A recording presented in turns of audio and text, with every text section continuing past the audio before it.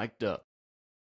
Hello and welcome to episode 2 of the Jack and Jack podcast. We've renamed it, still workshopping it a little bit, but I think this is what we're going to go with for a little while. Let us know in the comments below what you think about the name of the pod, because we're open to changing things up. But that's where we are right now, and that's how we're going to rock with it. So welcome back to the Jack and Jack pod. There's a heck of a week of college basketball that just happened. The Sweet 16 and Elite 8. We've got a Final Four field. We're going to be talking through all of that. And also a little bit on the women's side as well. But Jack, let's hear your initial reactions to last week's games. My initial reaction is a little bit of sadness. Michigan State couldn't get it done against UConn. Starts down 25-6. Can't win a game when you don't show up the first 15 minutes. Heartbreak there, but even more heartbreak for the Duke fans. And I know I'm not a big Duke guy myself, but that was an incredible game. Braylon Mullins nails it from the logo. Boos are just horrible feeling. And they had three losses this year, 35-3. They led by 13 against UNC when Trimble hit the buzzer beater. They led by 17 against Texas Tech and led by 19 against UConn. So three big games. And those are my thoughts there. It was an incredible weekend of basketball, and I'm really looking forward to this Final Four. Yeah, who hates, or sorry, yeah, who hates to see Duke get their heart broken? I mean, is this bad? Are we upset about that? I don't think so. Did you see the Athletic article that said that is hating Duke going out of style? I mean, like I know I didn't see that exact article, but the thing is Shire is brand new, and Shire's had a lot of choke jobs. I mean, obviously last year, and these guys on the team like the Boozer brothers, like I like them, Coop, Knuppel, like those are fun guys. These are fun guys to root for. It's just the aura and the whole thing with Duke is just you can't like them. You can't like them. No, You it's can't like them. no, Can't do and it's it. Can't like do it. that shot went in, and it felt like the 40 years since Leitner hit that shot, all kind of came crashing down all at once on Duke, and that was kind of nice to see. I like to see the meltdown. I like to see people questioning Shire. Duke's got the best NIL budget in the country. They've got the best recruiting. They've got one of the best coaches. I mean, I know Shire lost, but I mean, come on, he's a good coach. They've got maybe the best player in the country in Cam Boozer, and they still lost. Dan Hurley is Incredible. just that guy when it comes to March. He's incredible, man. I mean, he is incredible. And if you look at it, UConn does not lose when they get late. So it's going to be very interesting to see what they can do against Illinois. And another one of my main takeaways that I didn't get to, too, is who can stop the maize and blue? I mean, Michigan looks unbelievable. And Arizona is incredible as well. But this Michigan team really is one of the most put together teams I have seen in a long time. And the way they move the ball and the way they play defense. I mean, that first half against Tennessee, even the second half, that was a masterclass. I mean, that was unbelievable. Tennessee had no idea where to go on offense or defense. They couldn't get a good shot. They couldn't do anything inside. And every rotation, Michigan had another guy ready to go. They were getting dunks and then wide open threes when they weren't. So incredible from them. And, it pains me a little bit to see it, but I will say it that I think they're the best right now. And we'll see. The one thing I will say with Michigan is you look at their Sweet 16, Elite 8, even their first two rounds. You got a St. Louis team that's a mid-major. It's a good St. Louis team. Don't get me wrong. It's a mid-major. Then you get Alabama without Aiden Holloway. Then you play Tennessee, and Tennessee was a 6, probably a little underseeded. They probably had the talent of about a 4 or a 5, but still in the Elite 8, you expect to be playing a team a little bit better than Tennessee. I would have liked to see Iowa State healthy playing against Michigan in that game. Nobody has just been able to challenge Michigan because of that, because of the injuries and the getting suspended for having 3 point whatever pounds of weed for Aiden Holloway. But it's just for Michigan, it's kind of all fallen into place. Now they've got to go play Arizona in what most people are saying is the de facto national championship game. Those two look like the top two, UConn and Illinois, maybe a tier below. But that game on Saturday between Michigan and Arizona is going to be absolute cinema. I cannot wait. I think that's the best game of the year that we've had. And to get that in the Final Four, you don't always get that. We kind of took it for granted last year with all the ones. But to have a Michigan-Arizona game in the Final Four is pretty spectacular. I absolutely agree. I think they're head and toes above, definitely above all the other teams. I think UConn definitely the toughest road to get there.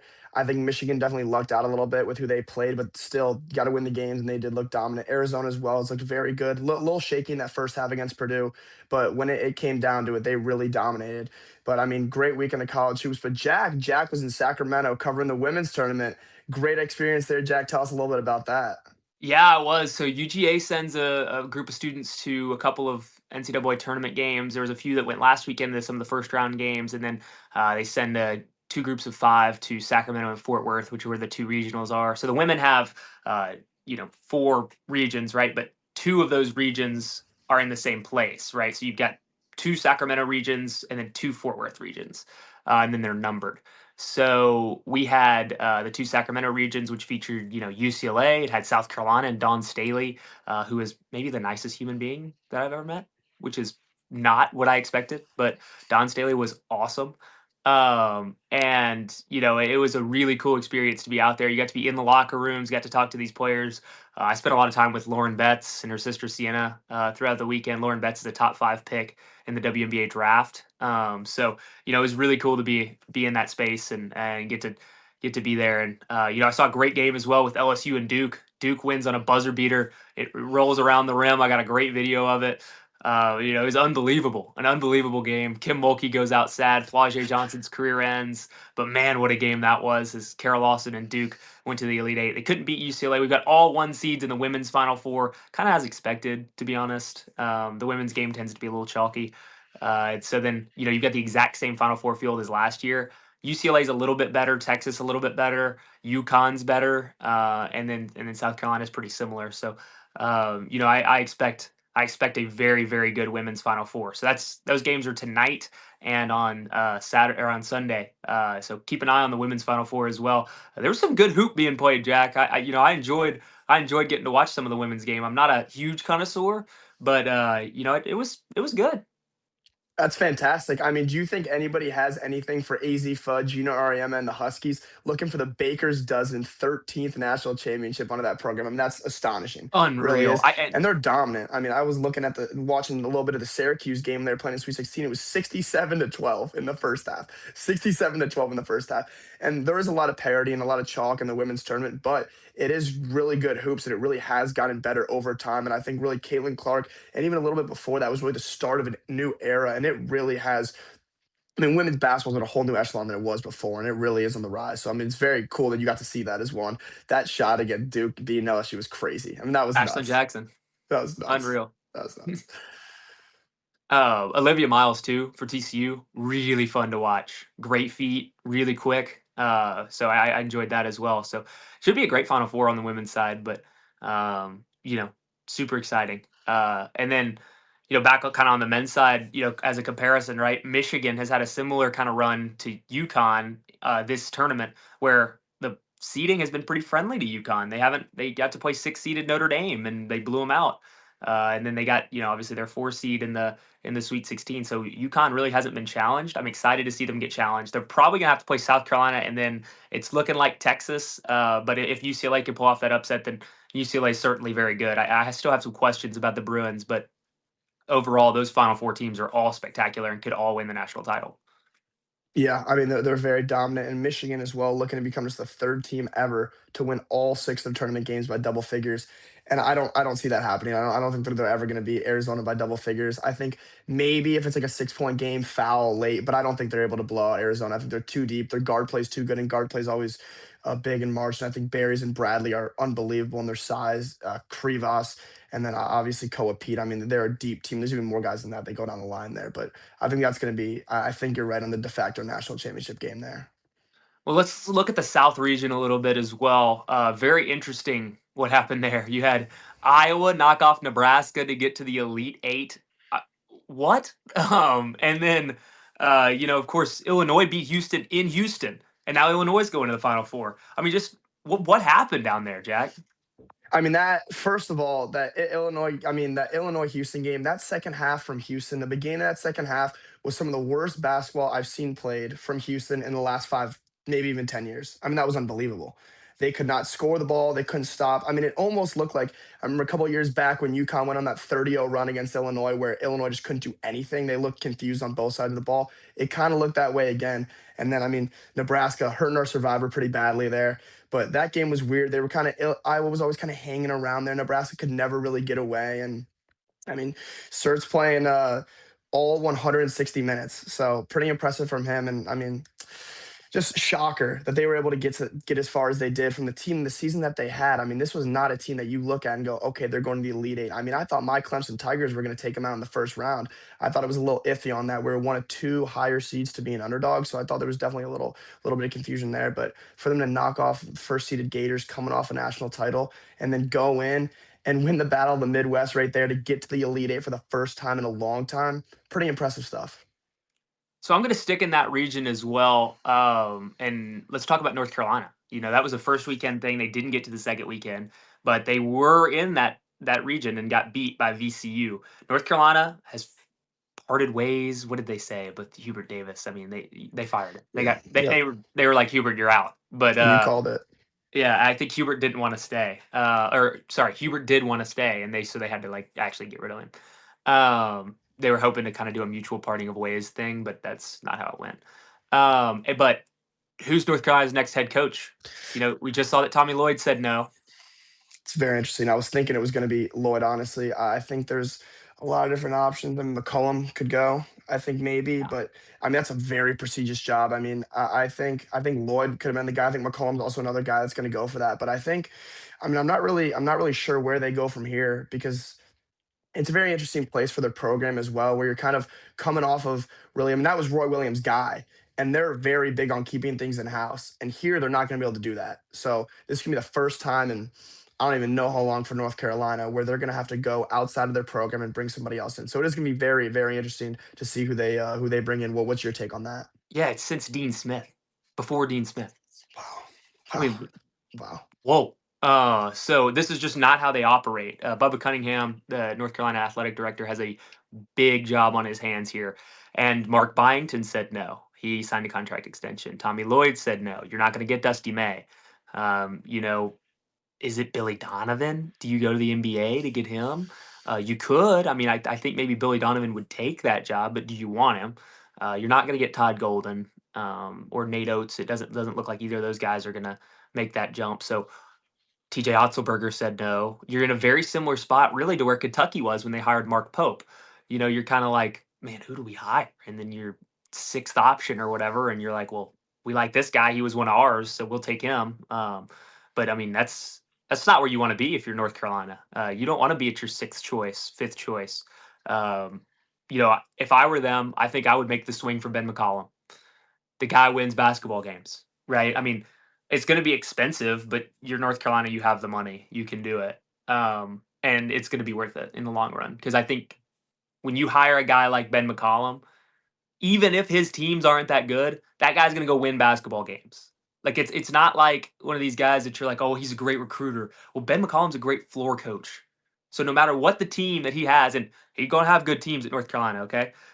Whatever team he puts on the floor, they're going to win basketball games. So that's where I would go if I was North Carolina. You can recruit with the brand, you can recruit with the Jordan, you can recruit with the money, and I think Ben McCollum can recruit, by the way. But I think you let him figure that part of the job out, and you get a guy in who wins basketball games. I think it's a very solid take for sure. I think he's a great option. And you're right. I mean, especially with the name, brand, image, and likeness of North Carolina. I mean, they expect to be a one seed every year in the tournament. And the money that they have now, especially with how the game is today, where you can really go out and buy a program. And we saw it in football with Vandy really taking over New Mexico State with the offensive coordinator and Diego Pavia, where they go and they build this program and they're like, we have more money than you. It's ours now. And I think UNC has the ability to do that, especially with going out and getting McCollum from Iowa because they have the stacks that Iowa just cannot match up with them in that department.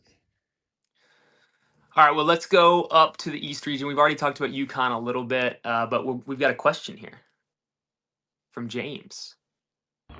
How do you feel about Dan Hurley as a coach and tough, harsh coaches in this generation? Man, that video of Dan Hurley taking his jacket off and like walking around was so tough. Electric, That was absolutely electric. unbelievable. And I don't like Dan Hurley just because he's coaches at UConn. It's like UConn has some pretty bad memories for me growing up, specifically 2014 with Shabazz Napier, Ryan Boatwright. I mean, that was a really good UConn team. They beat Kentucky in that national title game. But Dan Hurley, he he just wins. Like I don't know what it is. I don't even think this UConn team's all that good. like I put them in the Final Four in my bracket, and I've got three of the four Final Four teams. And when I was doing it, I went, I think UConn gets to the second weekend, and then I'm looking at who they're playing. I'm like, they're no worse than Michigan State, so I think Hurley's going to win that game. And then you look at Duke, and I'm like, they're a little worse, but I think Hurley's a better coach than Shire. So then I took UConn again, and that's how it turned out. I mean, it's just unbelievable that Dan Hurley can be the way that he is and still get people to buy into him and still have the teams that he has. So there's guys that, like Silas Demery, for example. He was a lock to go to Kentucky. He met with Mark Pope, and after like 5 minutes goes, "Yeah, I'm not going here." And then he went and played for Dan Hurley. So it's like when you get those kind of guys, Unbelievable. not the guys who don't want to play for Pope or don't want to play for these nice coaches and would rather play for Hurley, they're all going to go play for Hurley. And that means they've got a team of killers. And you could see it. You could see it in that game against Duke. Absolutely. I mean, that's the thing with the personality and all that. If you put W's down, people will get into that. And it's all this yelling and all these different things and making the guys run and yelling at them with the refs and all that. But if you're winning basketball games, I mean, two national championships in the last 3 years, 2 games away from 3 to 4, and that's pretty impressive stuff. And especially in the new age of college basketball, where it's a lot of everybody's leaving and everybody wants to hear the best things about them, there's not a lot of coaches like that. So to really answer the question, I really do love Hurley. I think it sucks that he's on UConn, and you was funny you brought up that 2014 year because I was there in Madison Square Garden. We beat one-seeded Virginia and then lost to Shabazz Napier and that UConn team in a heartbreaker to send them to the Final Four. We went home. Adrian Payne, that Brandon Dawes, that was a great Michigan State team. Heartbreaking loss, and again another UConn win and a very historic program. And Hurley has done a great job there in the last 8 years. And he said in that post game interview after I think it was a Villanova game, saying like, "Get us now, like it's coming." And he really did mean that, and he's showing it now. And I think they'll beat Illinois. I think it's gonna be a very good game. It's gonna be hard to get around. I mean, Keaton Walker's a phenomenal player, and especially all the Balkan region guys. I mean, four of their other six top scorers are from that Unbelievable. region. It's unbelievable. I mean, a lot of European basketball being played there. Oh, they always, I mean, that's Underwood's thing now. I mean, he loves to go there. And I think it'll play out for him. But I think Hurley just is the better coach. And I think the talent gap is not that wide where I think they'll be able to get it done. Yeah, I look at Illinois and I think you're exactly right. I mean, it's going to be a very similar game where I actually think Illinois is more talented than UConn.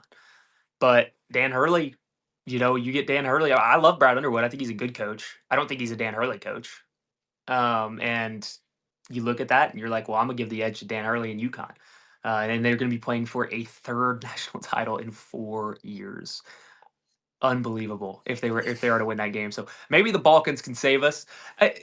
Normally with the European guys, Jack, and I'm curious what your thoughts are on this. I don't trust the European guys in most tournaments because I think that they don't understand the weight of the tournament and all that kind of stuff, like the way that it matters to Americans.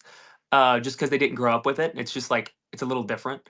And I've talked to some Europeans about that, and that's kind of the way they feel about it. But this Illinois team seems to get it.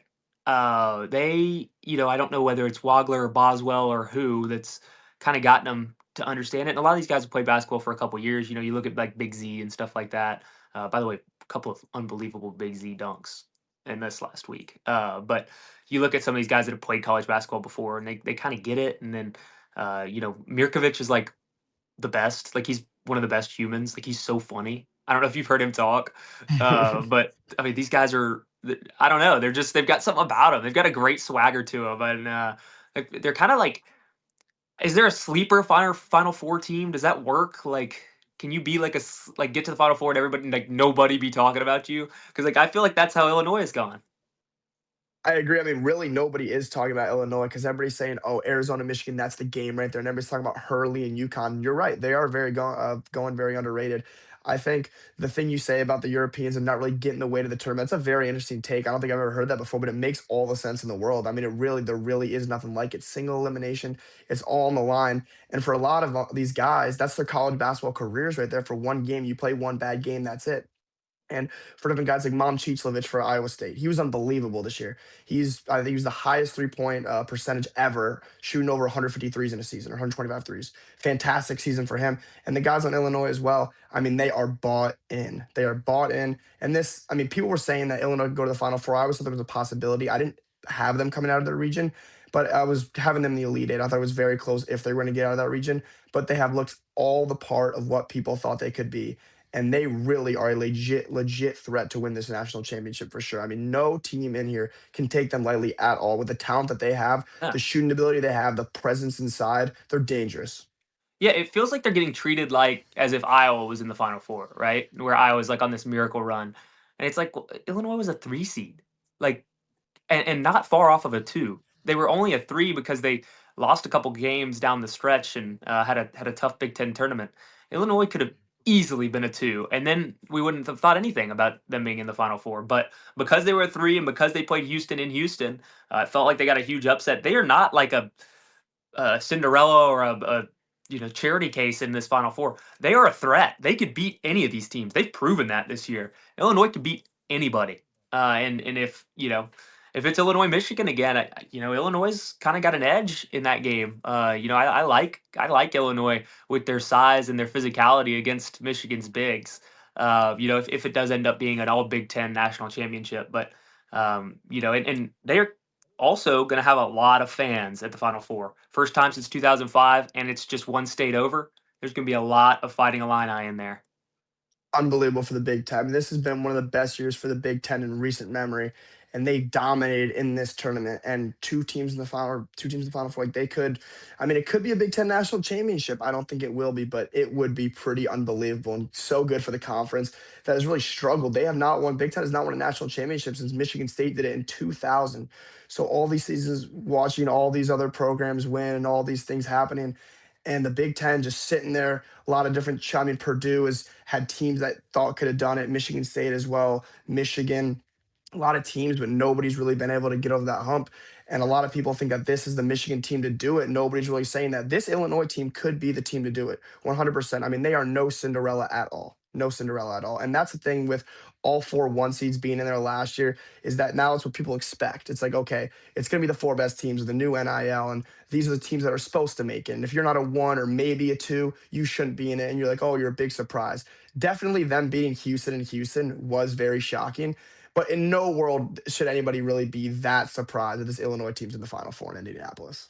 Yeah, and I actually think, Florida was obviously that one in that region. I did take Houston to the national title game because I just thought they were going to win in Houston, and I liked their matchup against UConn. Obviously, that didn't happen. Illinois beat them. But I would have liked Illinois over Florida as well. I think that either of those two teams were probably going to be my Final Four choice over Florida. So, obviously Iowa knocked off Florida, but I don't know that Illinois wasn't the second favorite in that region to get to the Final Four. It was probably them and Florida right next to each other. Just a little bit of a tougher path with that 3 seed, and then they kind of got blessed a little bit. Didn't have to play North Carolina. Instead, they got to play VCU, which kind of whenever you get two double-digit seeds, you kind of fly under the radar in the first weekend. Nobody's really talking about you. They're like, oh, of course, they beat a 14 and 11 as they should have. And then you beat Houston, and then everybody's like, "Oh, okay." And then again, you get a 9 seed, so it's a little bit of a Mickey Mouse path, right? But that win over Houston is probably the best win that anybody has in the tournament so far. A win over Houston in Houston. I mean, that's a elite tournament win. And so super impressed with Illinois. Expect them to perform well against UConn. All right, Jack. Now, if I had to ask you right now, who's winning the 2 games and then who's winning the championship, what's your pick? UConn, unfortunately, I think UConn does get it done, takes the Big Ten out. But I do think that Michigan, and I picked Arizona originally to win my bracket, and I should be sticking to my guns here. But right now, Michigan looks that good. I think it's a Big Ten. I think it's UConn versus Michigan for the national championship, and I think Michigan takes it down. And it's gonna break my heart. It's gonna break my heart to watch Dusty May get up there and cut down the nets, and Yaxel and them all do it. But I think this team has too much firepower inside and out, and I think they're gonna win it. What are your take? I'm gonna go with the exact opposite. I'm gonna take Illinois to beat UConn. I think that Dan Hurley's magic is gonna run out. I think that you get one of those shots and either you win the title or you lose the next game, and I don't think they're winning the title. So I'm gonna say they lose the next game to Illinois. That'll be a great forever memory to get UConn to the Final Four, and what a shot that was from Braylon Mullins. He gets to go back to his hometown. I just think it's hard to come back from that and to try to win another game. Like you had like the highest of highs. I think Illinois. just that size that they have is going to be too much. Terrace Reed's going to get bothered. I think Illinois is better at almost every position, to be honest. I think Stojakovic is better than Demery. I think that Petrovic is better than Solo Ball, or well, flip those actually. I think that Mirkovic is better than whoever UConn runs out there at the 4. Even Karaban. Like Karaban's so good, right? But Karaban, I can't ever figure him out. Like I watch him and I'm like, oh, he's not that good, and then he scores 25 points. He's such an anomaly. So I don't know how to judge Karaban. And then obviously Keaton Wagler. I mean, he's the man. And then Boswell's great. I mean, I think Illinois is just a better team outside of the 5 position. I do think Terrace Reed's better than Big Z or Big T or whoever they throw out there at the 5. And so I'm gonna take Illinois 4 on having the 4 best players on the floor probably, or 3 of the best 4. So I'm going to take the Illini in that one. I do think Dan Hurley will keep it tight. I think it'll be a 1-possession game down to the wire. Expect a low-scoring game in that. I think that it'll be a weird one. The depth perception at the Final Four is always strange. And then finally, on the other side, I'm going to take Arizona to beat Michigan. I think Arizona has what it takes to beat Michigan. Michigan could certainly win that game. Like at this point, if any of the 4 teams won the title, I wouldn't be surprised. I wouldn't be surprised. I Even if wouldn't it's either. Illinois, I wouldn't be surprised. And it could be any combination of games, and that's always really fun because it's not always like that. And so it's really fun to not be surprised at who's going to win it. But I do think Michigan Arizona is the national title game. I think Arizona's going to win, and then I think they beat Illinois and cut down the nets. Tommy Lloyd gets it, and they can finally quit with that stupid West Coast. Nobody has a national championship graphic since whenever. That thing is so dumb. It's like a random arbitrary year after the West Coast stopped winning national championships, and we're just like, oh, let's draw a line. And then They're always reaching. they moved it, like Yeah, always reaching. somebody won it, like Kansas won it, and they just moved the Yeah. line. Yeah, and then And I was Baylor like, as all right, well. well, whatever. Yeah, it's so weird. But I mean, I don't know what they're gonna do. They're just gonna draw the line in Arizona now. I don't know. But yeah, it's just a strange graphic. Yeah. But they love that thing. So I'm excited to see that thing get retired with Arizona winning a national championship. Gonna be a great one. Gonna be a great one for sure. All right, Jack. I think that's going to do it for the second episode of the Jack and Jack pod. Thank you guys for tuning in. Appreciate all the questions. If you want to continue following this podcast, click the blue heart button and you will become a follower and you will get notifications about the podcast. We'd love to get as many people watching as we can. Thank you so much for tuning in today. We will be right back at it next week after the Final Four with a breakdown of that. Sounds good. Thank you guys.